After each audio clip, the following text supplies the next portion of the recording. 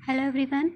Last video में हमने different plant breeding के मेथड्स पढ़े कि कैसे इम्प्रूव्ड वैरायटी को ग्रो कर सकते हैं, प्लांट को डिजीज़ रेजिस्टेंट कैसे बना सकते हैं, इंसेक्ट रेजिस्टेंट कैसे बना सकते हैं। इन सब को करने के बाद हमारा जो स्टेप है कि प्लांट ब्रीडिंग का इम्पोर्टेंट क्यों है, इसमें हमारा है कि इम्प्रूव जो क्वालिटी है, फूड की क्वालिटी को इम्प्रूव करना। ठीक है, इसमें एक टर्म आता है बायोफोर्टिफिकेशन। बायोफोर्टिफिकेशन से पहले आप एक टर्म सुना होगा अगर आपने, hidden hunger. Hidden hunger mainly वो कंडीशन होती है कि जिसमें जो लोग होते हैं उनको फूड मिलता है, तो वो अपना मतलब स्टमक तो फिल कर लेते हैं, ठीक है, यानी उन्हें भूख नहीं लगेगी, लेकिन फिर भी उनमें माइक्रोन्यूट्रिएंट्स या जो है कैलोरीज उतनी नहीं मिलेगी जितनी उनको मिलनी चाहिए। ठीक है, इससे हमने स्टेपल फूड के बारे में बताया था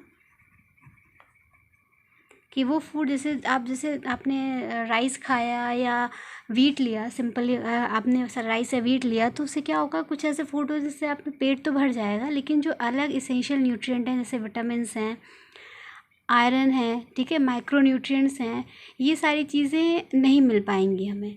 तो इसी जो डिफिशिएंसी को ही हम हिडन हंगर कहते हैं।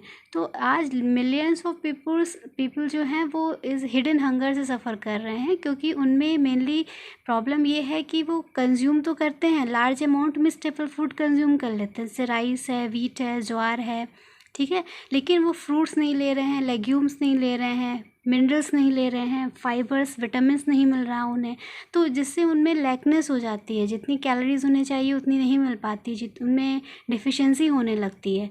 ठीक है, तो इन डिफिशिएंसी जो डिसऑर्डर्स हैं, इनको कम करने के लिए बायोटेक्नोलॉजी ने मेनली, जो बायोटेक्नोलॉजिस्ट थे उन्होंने क्या किया कि जो भी हमारी क्रॉप वैरायटीज़ थी, ठीक है, जैसे वीट है, राइस है, जैसे नॉर्मल जो पुअर पीपल होते हैं, जो गरीब लोग होते हैं, उन्हें जब खाना हम खाते हैं तो सिंपली अब सपोज़ उनको हम उनके लिए सिंपल अगर खाना है तो वीट लेते हैं या राइस लेते हैं, लेकिन अगर वीट राइस में ही हमने आयरन डाल दिया है, विटामिन्स को मतलब उनको इंट्रोड्यूस करा दिया है, तो वो क्या करेंगे, स्टेपल फूड के साथ साथ उनमें एसेंशियल न्यूट्रिएंट भी जाएंगे।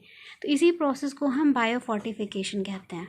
ओके, तो it is the process in which nutritional quality जो होती है फूड की, उसको और बढ़ा दिया जाता है, इम्प्रूव कर दिया जाता है, ठीक है, जिससे जो भी न्यूट्रिएंट्स होते हैं उनकी कमी नहीं हो पाती। जैसे गोल्डन राइस का डेवलपमेंट किया गया है, सुपर बनाना का डेवलपमेंट किया गया है, इसमें बीटा कैरोटीन और अल्फ़ा कैरोटीन, ठीक है, प्रेजेंट होते हैं।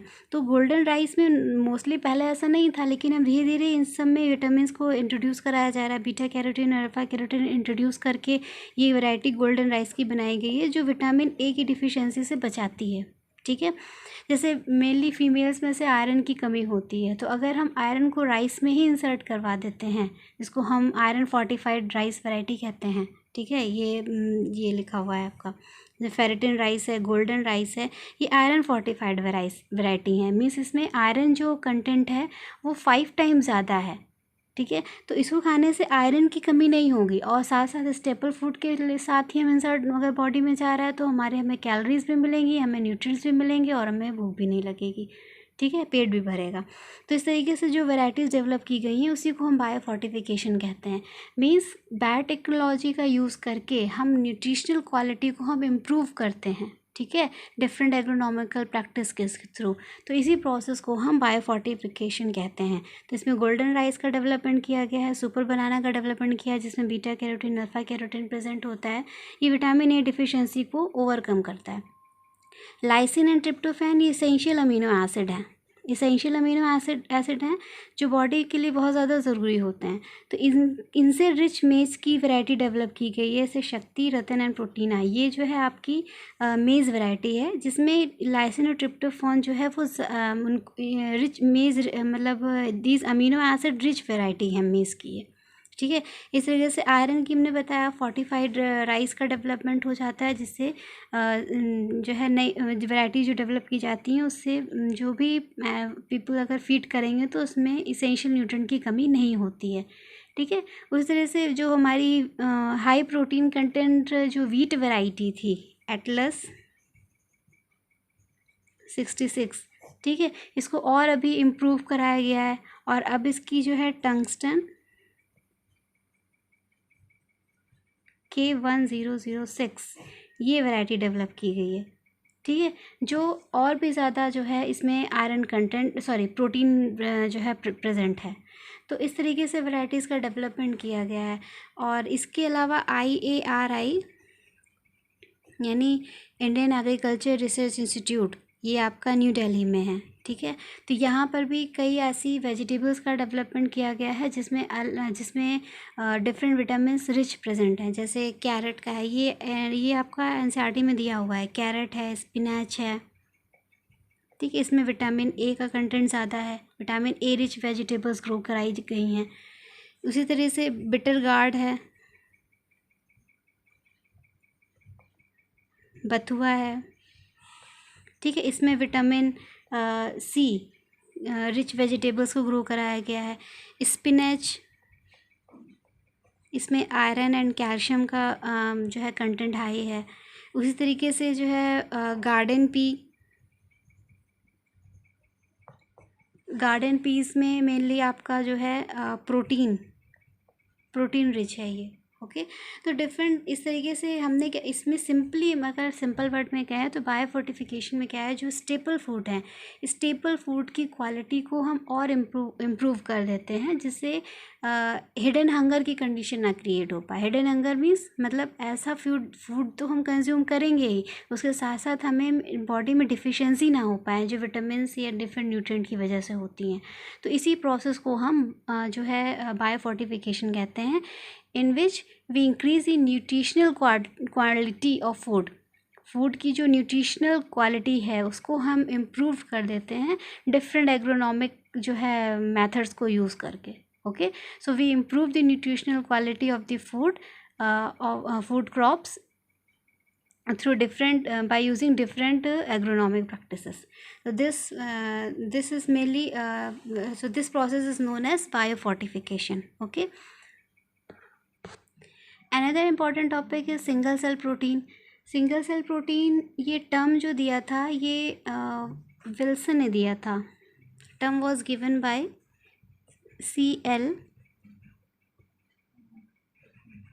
Wilson, single cell protein term use किया था। इसमें भी सिंपली हम क्या करते हैं, ये अल्टरनेटिव मेथड है जिसमें फूड आइटम्स की जो न्यूट्रिशनल वैल्यू है उसको हम रेज़ करते हैं, इंक्रीज़ करते हैं, इम्प्रूव करते हैं, ठीक है। तो SCP मेनली है क्या, ये ड्राइड सेल प्रोटीन होती है। मतलब इसमें सिंपली हम क्या करते हैं, we can say that it is a type of cell which we can eat. पूरी सेल को ही हम ईट कर लेते हैं। तो अगर सेल में प्रोटीन कंटेंट बहुत हाई है तो वो एज अ प्रोटीन हम यूज़ कर सकते हैं। तो ठीक है, तो simply SCP is dried cell of protein rich microorganism, यानी ऐसे माइक्रो ऑर्गेनिज्म जिसमें प्रोटीन कंटेंट बहुत हाई होता है उनको हम सेल को ड्राई करके एज अ सप्लीमेंट यूज़ करते हैं ह्यूमन फूड में, ठीक है। तो ये प्रोसेस जो है, ये जो मेथड है ये हमारा सिंगल सेल प्रोटीन कहलाता है। तो कौन कौन से हैं ऑर्गेनिज्म जिसमें प्रोटीन कंटेंट बहुत हाई होता है, जिसकी न्यूट्रिशनल वैल्यू बहुत हाई है और इसको एज हम SCP यूज़ करते हैं। तो ईस्ट में सैक्रोमाइसिस सेरेविसी, इसको हम एज अ SCP यूज़ करते हैं क्योंकि इसमें जो है इसमें भी प्रोटीन कंटेंट काफ़ी हाई होता है। फिलामेंटस फंजाई, फ्यूजेरियम ग्रामिनेरियम, ये मेनली इसमें जो है इससे भी हम माइक्रो प्रोटीन यानी फंगल प्रोटीन मेनली हम ऑब्टेन करते हैं। तो हमें फंगल प्रोटीन इससे मिलती है, ठीक है। ये भी प्रोटीन कंटेंट इसका हाई होता है।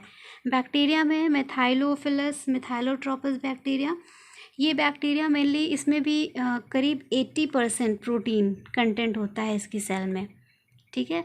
और साइनोबैक्टीरिया स्पाइरुलिना सबसे ज़्यादा इम्पॉर्टेंट है।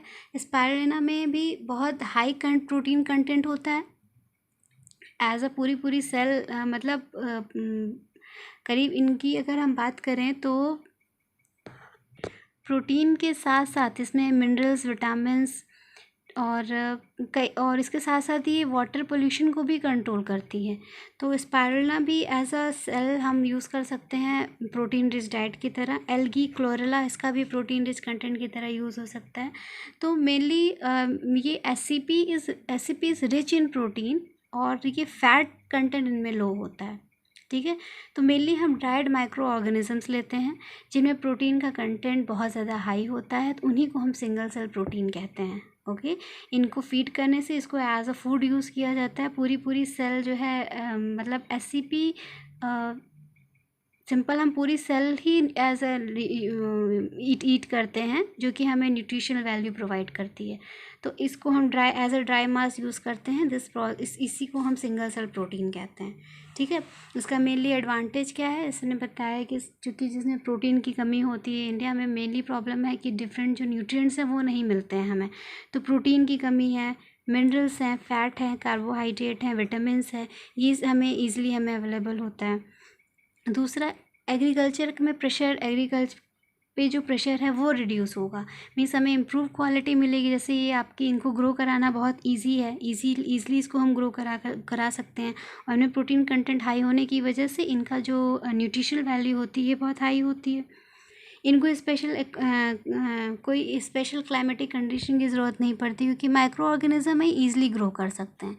ठीक है, इसी तरीके से कई और भी वैरायटीज़ हैं। तो ये different mainly single cell proteins इनका बहुत आज के टाइम में बहुत ज़्यादा यूज़ है, क्योंकि मेनली ये जो है क्या करती हैं, ऐसे माइक्रो ऑर्गेनिज्म जिसकी 40 to 55% मतलब बॉडी मास अगर प्रोटीन का बना है, तो उसको सिंगल सेल प्रोटीन की तरह हम यूज़ कर सकते हैं।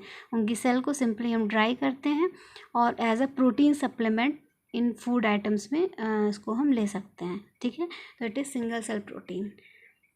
In the next video we will talk about the plant tissue culture। Last topic है ये प्लांट ब्रीडिंग का, और थोड़ा सा उसके बारे में पढ़ेंगे, सोमैटिक हाइब्रिडाइजेशन के बारे में भी। इसके बाद ये टॉपिक ओवर हो जाएगा। इससे रिलेटेड आपको कोई प्रॉब्लम हो तो आप इससे पूछ सकते हो। Thank you class.